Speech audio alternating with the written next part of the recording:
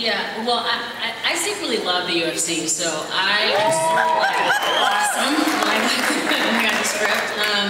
And I mean, I personally don't like labels, so I sort of think Tara kind of was sideswiped and kind of fell in love and didn't kind of know what happened. Okay. And I think it's just kind of awesome that she's happy and that she's smiling for a change.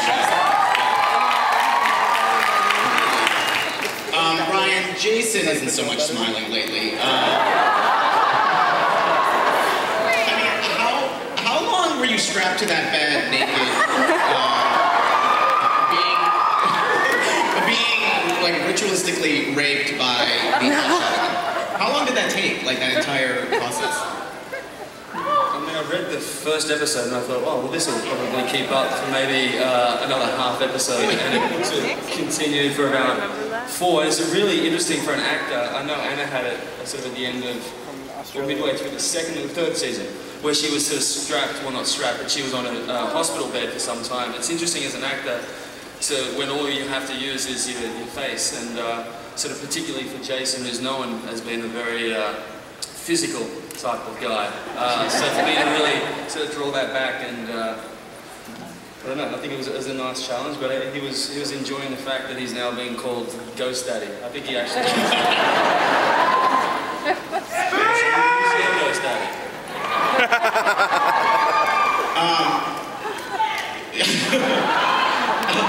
Deborah, you know, obviously you gave Jason some of your blood last week, or Jessica did.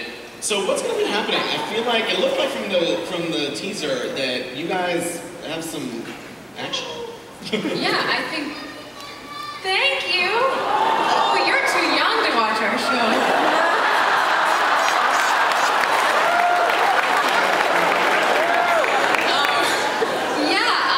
For the younger audiences, I think we all know what happens when someone drinks a vampire's blood. But I'm actually more interested in what happens once the effects of that V wears off. You know, how do the feelings transform or continue from then on? And Kristen, I want to talk about your awesome face-off with Marnie last week.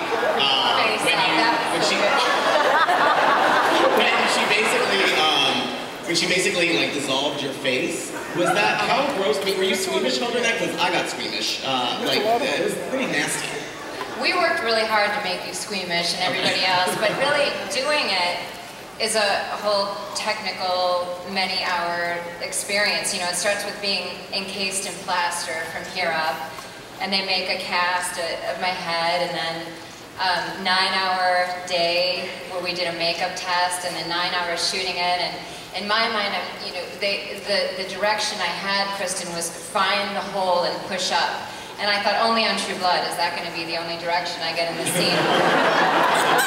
So there was like a little hole with tapioca pudding and coffee grounds mixed together that I had to find. You see, that's what we wanted to create.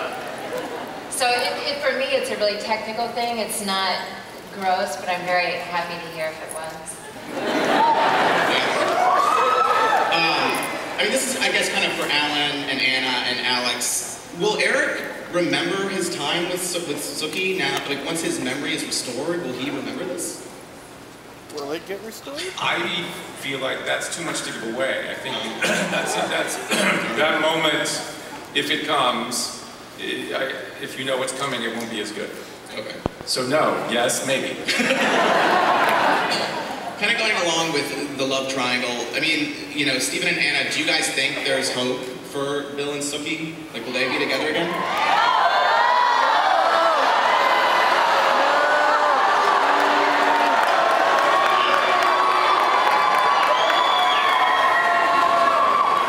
mean, I think it's going to be a pretty complicated road back. I think there's been a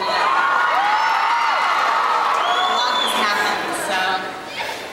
But obviously, I feel like it would be impolitic for me as Sookie to call that one, so. There's obviously so many telepathic waitresses down south. I mean, just move on to the next one. Alan, what in the hell is going on with Arlene's baby and little doll? like Chucky? Is it gonna come alive? Is it like what's gonna tease anything? Will we find out? We will find out what it is about that doll that makes it creepy, and it's something really creepy when we find out what it is. Is the baby evil? I don't know. Do you guys think the baby is evil?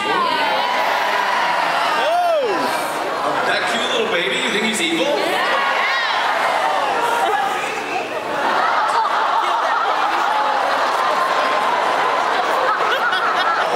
my God. I knew the fans of this show were sick, but I got you guys were this sick. Can I just say something? I was episode 12 last year. I was with Alan when he was looking at the set for Jessica and Hoyt's house, and we were walking around, and he looked at the thing and he went, "This would be a really good place for that baby to be born. There's something not right about that baby." I love that. The question that everyone keeps asking, I feel like, and people, especially on our website, people just keep asking us, will we see the famous shower scene between...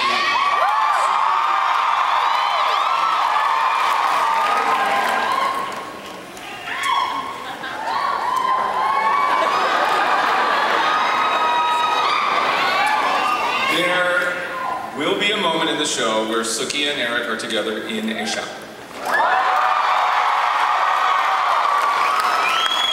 It may not exactly be what happens in the books. It may be weirder and dirtier.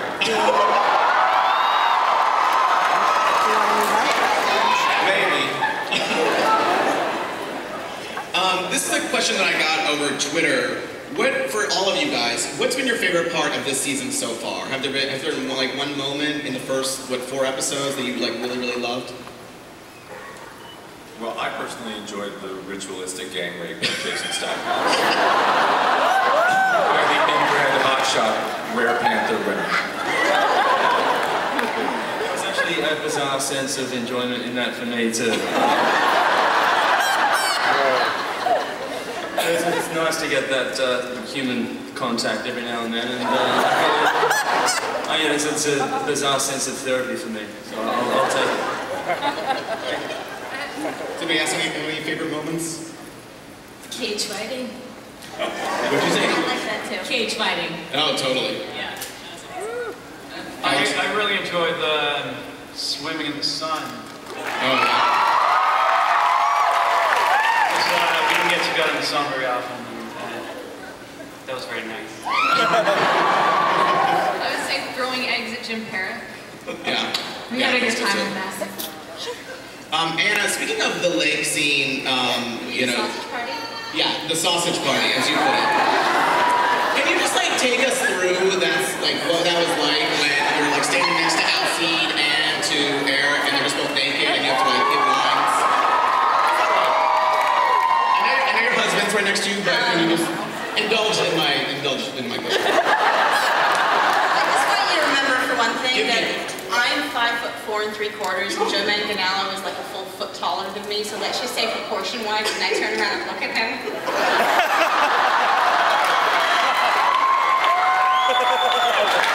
From a professional standpoint, it's vaguely awkward. Yeah.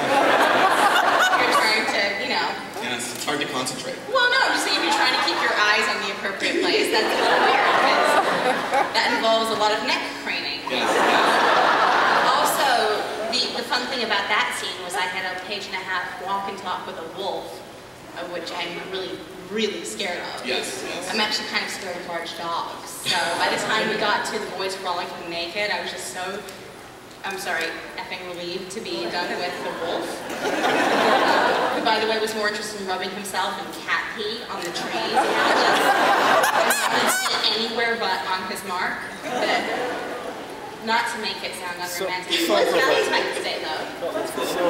So silver lining. So that was cute. Yeah. There's an upshot, I guess. I should have said this in the beginning, that Joe is actually, Alcide is filming a movie in Atlanta, and Sam Trammell's wife is about to have twins, so that's why they're not here. I want to ask you, before we start opening up the questions to the audience, so if you all want to ask questions to the True Blood people, start getting in line.